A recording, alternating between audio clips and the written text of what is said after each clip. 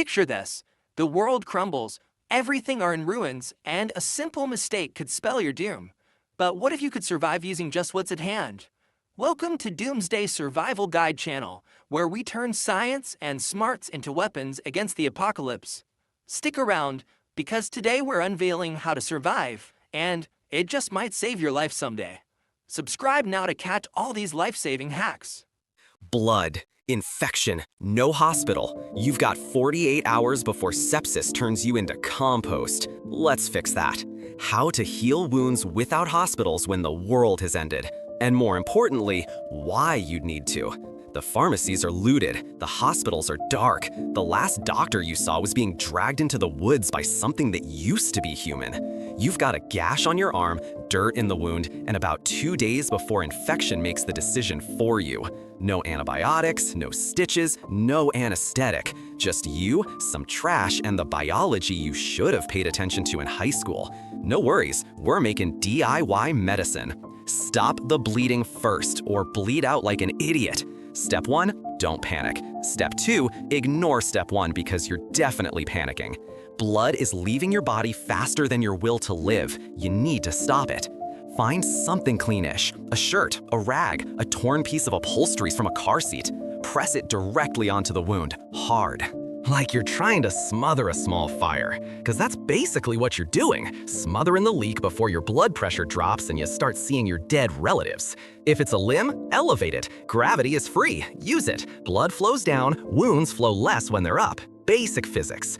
If the bleeding doesn't stop in 5 minutes, you need pressure, real pressure. Wrap it tight with cloth, a belt, duct tape, whatever. Not tourniquet tight unless you're cool with losing the limb. Just enough to make the bleeding stop whining. If it's spurting, that's arterial. You've got minutes. Find the pressure point between the wound and the heart. Press hard. Don't let go until the spurting becomes oozing. Then wrap it like your life depends on it, because it does. Your body holds about 5 liters of blood. Lose 2 and you're unconscious. Lose 3 and you're a statistic.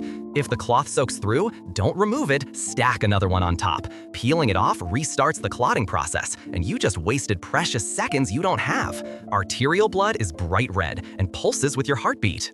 Venous blood is dark and flows steady. Know the difference. It tells you how fast you're dying. If you pass out from blood loss, your body goes into shock. Your brain shuts down non-essential systems to keep you alive. That's your last warning. After that, it's lights out, permanently.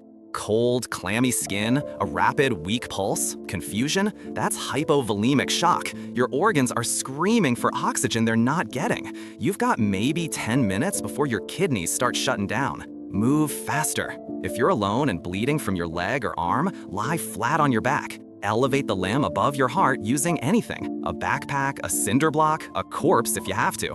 Gravity becomes your medic when there's no one else. Spiderwebs, actual spiderwebs, are rich in vitamin K and have been used for centuries to stop bleeding. Find a fresh web, ball it up, press it into the wound. It's sterile, it's sticky, and it works. Yes, really. No, the spider doesn't come with it. Your body's clotting cascade involves 13 different proteins activating in sequence like dominoes. Platelets rush in, fibrin threads weave a net, red blood cells get trapped. It's a biological miracle happening in real time. Don't screw it up by moving too much or peeling off the bandage to check if it's working. Let it clot. Let's continue with clean the wound, because infection kills slower but just as dead. Congrats, you're not bleeding out yet. Now comes the fun part, cleaning. Dirt, debris, and bacteria are having a party in your open flesh. You need to evict them fast. Find water, any water, boil it if you can. No fire? No problem. Use alcohol, vodka, whiskey, rubbing alcohol from a looted pharmacy, hand sanitizer, anything with ethanol or isopropyl. Pour it directly into the wound. It is going to hurt a lot. Scream if you want, no one's judging. The pain means it's working. Alcohol denatures proteins in bacterial cell membranes, ripping them apart like wet tissue paper. No alcohol? Use salt water. Dissolve as much salt as you can into boiled or clean water. It's not sterile, but it's hypertonic, meaning it sucks moisture out of bacterial cells through osmosis until they shrivel and die. Pour it over the wound. Let it sting. That's the feeling of survival. If you've got soap, actual soap, not just a memory of it, use it. Lather up around the wound. Soap molecules have a hydrophobic tail and a hydrophilic head. They grab onto oils and dirt and bacteria, then rinse away with water. It's chemistry pretending to be magic. Pat it dry with something clean, or clean-ish. We're past sterile. We're in good enough territory now. Infection doesn't announce itself with sirens. It creeps in quiet. A little warmth, a little redness. By the time you notice the red streaks crawling up your arm, the bacteria are already in your bloodstream. If you've got iodine, the brown stuff from first aid kits, dilute it with water until it looks like weak tea, then flush the wound. It's a nuclear bomb for bacteria and won't torch your tissue like pure iodine would. Every piece of dirt left behind is a potential colony of Staphylococcus, Streptococcus, or worse, Clostridium, the bacteria that causes tetanus and gangrene. Clean it like your limb depends on it, because it literally does. Close the wound, because open flesh is an invitation. You've got options. None of them are great. Option 1, duct tape and superglue. Yes, superglue. Cyanoacrylate, the stuff in superglue, was literally used in the Vietnam War to close wounds. It polymerizes on contact with moisture, forming a hard, waterproof seal. Pinch the wound edges together, apply a thin line of glue along the seam, hold it for 30 seconds. Don't glue your fingers together. If you do, you're on your own. No superglue? Use duct tape. It's not ideal, it's not sterile, but it holds. Cut thin strips, pinch the wound closed, tape across it like you're sealing a package.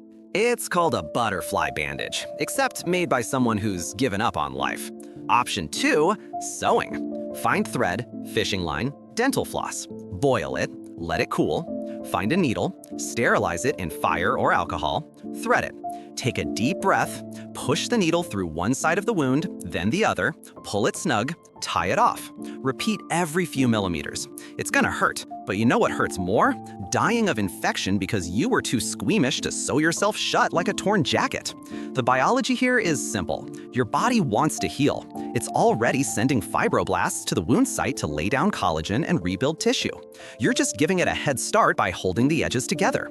Superglue burns when it hits the wound. That's the exothermic reaction as it polymerizes. It's not infection, it's chemistry. Grate your teeth and let it seal.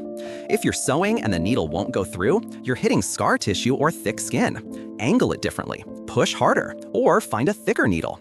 Giving up isn't an option when the alternative is bleeding out in your sleep.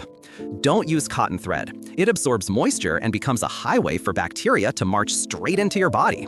Synthetic thread, fishing line, or dental floss. Anything that doesn't soak up filth. Let's continue with fight infection because bacteria don't take days off. You've stopped the bleeding, you close the wound, now you wait and pray and watch for signs of infection. Redness spreading outward, heat, pus, swelling, red streaks crawling up your arm like tiny highways of death. That's lymphangitis. That's your lymphatic system screaming. That's infection. You need antibiotics, but the pharmacies are empty, so you improvise. Honey, real honey, not the fake corn syrup garbage. Raw, unfiltered honey. It's hygroscopic. It pulls moisture out of bacterial cells. It's also acidic and contains hydrogen peroxide. Spread it directly onto the wound. Cover it with cloth. Change it daily. Ancient Egyptians used honey to treat wounds. If it worked for them, it'll work for you. Garlic. Crush raw garlic into a paste. It contains allicin, a compound that disrupts bacterial enzymes. Smear it on the wound. It'll burn, it'll smell, you'll smell, but bacteria hate it more than you do. Willow bark tea. Find a willow tree, strip the bark, boil it in water, drink it. It contains salicin, the precursor to aspirin. It won't cure infection, but it'll reduce inflammation and pain. Your body can focus on healing instead of screaming. Maggots. Yes, maggots. If the wound is necrotic, black, dead tissue, and you've got nothing else, find blowfly larvae. Medical-grade maggots are a thing. They eat dead tissue and leave living tissue alone. They also secrete antimicrobial compounds. Place them in the wound, cover it loosely, let them work. Remove them after a day or two. It's disgusting. It's medieval. It works. Manage pain, because suffering is optional, sort of. You're in pain, obviously. Here's what you can do about it. Alcohol. Drink it. Ethanol is a central nervous system depressant. It won't stop the pain, but it'll make you care less. Don't overdo it. You need to stay functional. Willow bark tea, already mentioned, works. Distraction. Your brain can only process so much input. Focus on something else. Count, breathe, recite something, sing, scream. Whatever keeps your mind off the fact that you're stitching yourself together with fishing line in a burnout gas station. Watch for sepsis, because this is where it gets real. Infection can go systemic. That means it's in your bloodstream. That means you're dying. Signs: fever, chills, rapid heartbeat, confusion, extreme fatigue, clammy skin. If you've got these, you're in trouble, deep trouble. You need real antibiotics. You need a hospital. But there are no hospitals. So you do what you can. Keep the wound clean, keep it covered, keep yourself hydrated. Your immune system is fighting a war. Give it resources. Water, food, rest. If you've got any antibiotics, even expired ones, take them. Follow the dosage. Don't stop early. Bacteria that survive become resistant, and you don't get a second chance. The science behind survival. Your body is a biological machine. When you get cut, your platelets rush to the site and form a clot. Your white blood cells flood the area to fight infection. Fibroblasts lay down collagen to rebuild tissue. Epithelial cells crawl across the wound to close the gap. It's called wound healing. It's automatic, it's incredible, but it needs help. It needs a clean environment, it needs the wound edges close together, it needs time, and it needs you to not die of infection in the meantime. Everything you just did, the cleaning, the closing, the infection control, is just buying time for your body to do what it already knows how to do. You're not the hero, your immune system is. You're just the janitor. Final thoughts. You've stopped the bleeding, you've cleaned the wound, you've closed it, you've fought infection with trash and chemistry, you've managed pain with plants and alcohol, you've watched for sepsis like a paranoid hawk. If the wound starts to heal, new pink tissue, less pain, no pus, congrats, you survived. If it doesn't, well, you tried. That's more than most people can say. No hospitals? No problem. Just biology, chemistry, and the stubborn refusal to die in a ditch. The world ended? You didn't. Not yet. Now go find clean water. You're gonna need it.